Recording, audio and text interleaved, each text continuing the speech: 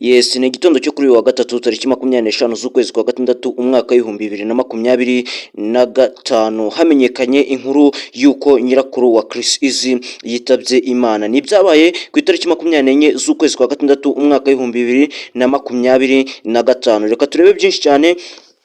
Tumenye uyu muhungu noneho akababaro uburyo noneho byifashe mu kubura umubyeyi we, ndetse nyuma yaho akaza no kubura nyirakuru wiwe. Ni ibintu byabaje abantu benshi cyane cyane Junior Giti manager wiwe, ndetse n'abandi benshi cyane bakoranaga mu bijyanye no kuririmba ndetse n'ubuhanzi mu buzima busanzwe. Ni byinshi cyane biri kuvugwa.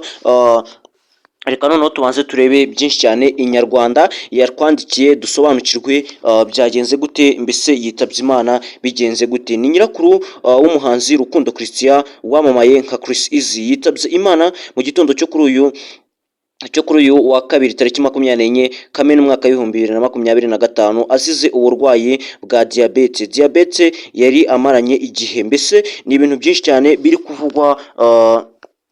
Mbese nyine ni akababaro ku bakunzi b'uyu Chris Easy, mbese ni n'agahinda kubera byinshi cyane biri kumubaho, mbese bikanamubaho mu gihe kibi cyane.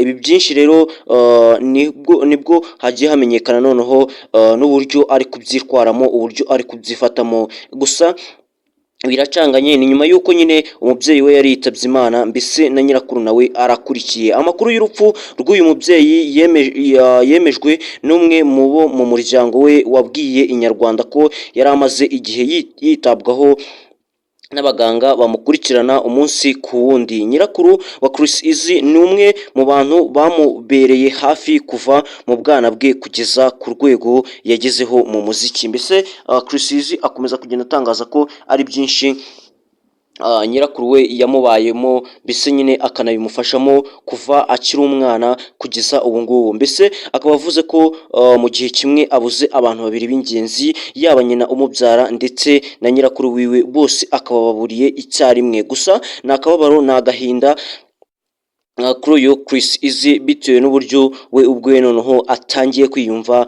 Ari kuvuga ko noneho ari agahinda, ari kuvuga ko ari ibintu yafata nk'ibirozi kubera uburyo biri kuza bikaza mu gihe kimwe, mbese bikaza muri cya gihe kibi nyine, bikaza binakurikiranye. Mbese nyine we yakomeje kugenda atangaza ko ibi byose mu kuba kwabyo, cyangwa se mu kuba biri kuba umunsi ku wundi, nawe ntaramenya ikiri kubitera. Uwo muryango watangaje ko yari afite urukundo rukomeye ku muziki w'umwuzukuru we, ndetse hari n'amashusho yafashwe ari kumwe na Chris Easy babyina indirimbo ze mu modoka, ariko atigeze ashyirwa ahabona. Mbese nyine ayo mashusho ntarashyirwa ahabona kuko yakundwaga cyane na benshi bazaga kwa Chris Easy, dore ko ari nawe wamufashije kwiyubaka nyuma y'urupfu rwa nyina umubyara. Mbese urumva ko nyine nyirakuru niwe wafashije Chris Easy kwiyubaka, akaba yasubira mu by'umuziki, kubera ko yari yamaze kubona ko noneho byamurangiranye,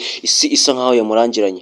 Gusa byinshi cyane bataramenya rero, hari ibyo dukomeza kugenda tubagezaho, cyane cyane ko tubasaba kugenda mukurikirana, mugenda mureba uburyo byifashe, mukomeza kugenda nyine mukurikirana kugira ngo mumenye uburyo noneho ibintu byifashe. Abari hafi y'uyu muryango bavuga ko igikomere cy'urupfu rw'umukobwa we, nyina wa Chris Easy, cyamugoye cyane kugikira, ari nacyo cyarushijeho kumusonga mu minsi ya nyuma. Mbese nyine ngo nicyo uyu nyirakuru wa Chris Easy we akomeza kugenda avuga ko nyine urupfu rw'umwana we, cyangwa se urupfu rwa nyina wa Chris Easy ari igikomere cyakomeje kugenda kimusonga mu minsi ye ya nyuma. Nyine hari uburyo umuntu ageramo agatangira kumva nyine bisa nkaho byamurangiranye, mbese nawe ubwo agatangira kwitakariza icyizere.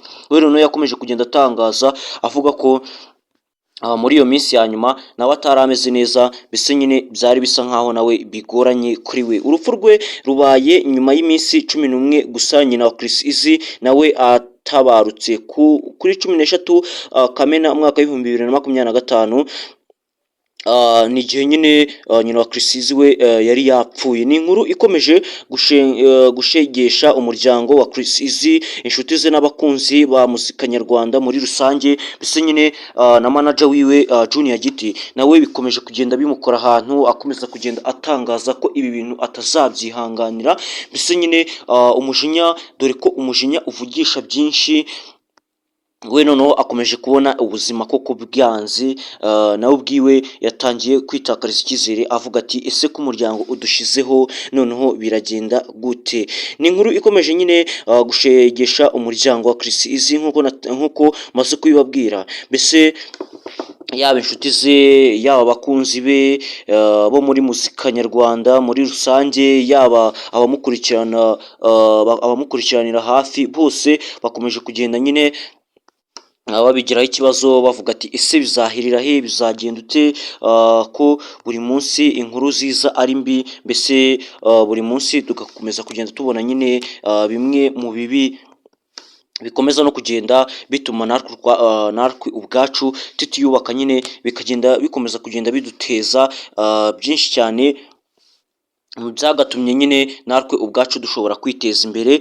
Ibyo byose nyine bagiye babishyira hamwe bakomeza kugenda bavuga ati ese koko biraherera he ko ibi byose tubona noneho byabaye ibibazo ibindi bindi, nyine bakomeza kugenda bavuga ati ese bizarangira. Ibikorwa byo kumusezeraho no kumushyingura birategurwa n'umuryango we, bikazatangazwa mu minsi iri imbere, mbese nyine bigomba gushyirwa hanze mu minsi iri imbere, bakamenya nyine umunsi wo kujya kumusezeraho, bakamwifuriza nyine kugira ibihe byiza aho agiye, mbese bakanamwifuriza kubaho nyine mu mahoro, kubera ko kuba mu isi ho biranze, mbese kwari ukugenda nyine, kubera ko ni ibyabaye ejo nyine, gusa nuko abanyarwanda benshi batarabimenya. Nawe ndakubwira ati komeza ukurikirane iyi channel Imarashavu, ukomeze kugenda umenya byinshi cyane, usobanukirwa. Icyo ndi buzo gusaba ni ugukanda subscribe, ahandi ukareba video ukayirangiza neza cyane, ugasobanukirwa byinshi cyane ku muryango wa Chris Easy.